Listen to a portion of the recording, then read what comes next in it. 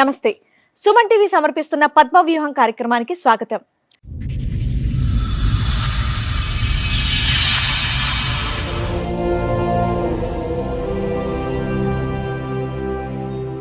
సమస్య ఏంటి?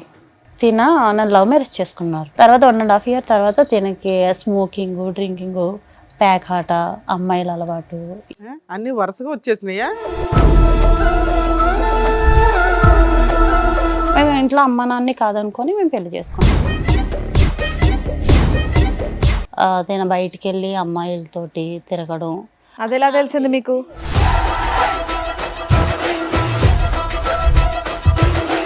ఒక అతను అయితే కాల్ చేసి మీ హస్బెండ్ ఒక అమ్మాయిని ఒక 10 members కలిపి బుక్ చేసుకున్నారు అని కాల్ చేశారు.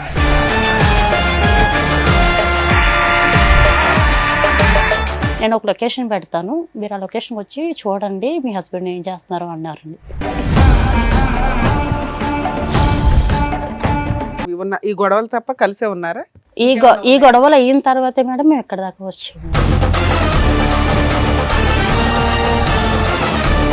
అంతమంది నుంచి 2-3 ఎఫ్ఐఆర్ ఉందంటే దాంట్లో ఎవరికి? ఈవిడికే? ఈవిడికి ఎఫ్ఐఆర్ ఉందండి.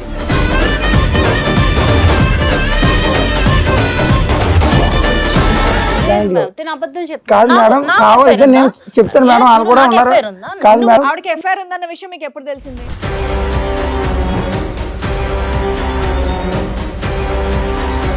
నేను లేని టైంలో బయట తిరిగింది మేడం, పార్కులు అమ్మడం, శిఖర్లు తిరిగింది మేడం, పార్కులు అమ్మడం, మొత్తం అబ్బాయి ఇద్దరు ముగ్గురుతో తిరిగింది మేడం ఈవిడి.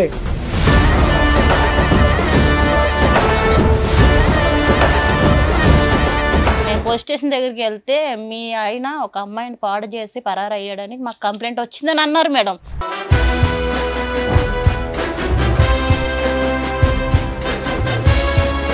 నేను చూసిన తర్వాత నా కళ్ళతో నేను చూసాను మేడం, ఈవిడ పబ్బులకి వెళ్ళటం, బాయ్ ఫ్రెండ్స్ తో తిరగడం మేడం, బాయ్ ఫ్రెండ్స్ తో తిరగడం నా కళ్ళ చూసి నేను ఈవిని కాదనుకున్నా మేడం. నేను చూసావు ఏంటి పెళ్ళైన తర్వాత?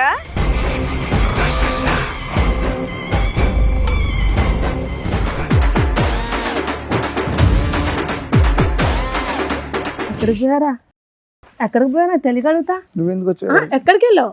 ఇన్ని రోజులు ఎక్కడికి వెళ్ళావు?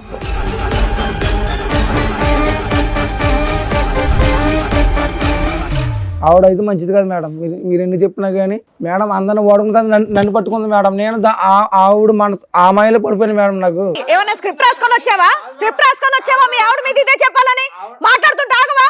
అవుతానే ఉన్నావు, మాట్లాడుతున్నావు కదా.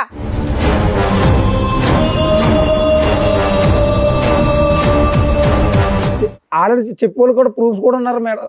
మాట్లాడించు. నువ్వు ఇక్కడ నుంచి ఆ అమ్మాయి క్యారెక్టర్ ప్రూవ్ చేసే కదులుతావు, లేదా పోలీసులు పిలిచి లోపలేస్తా. అందరికి కాదు మేడం, ఆపు అని చెప్తుంటే ఏంటి?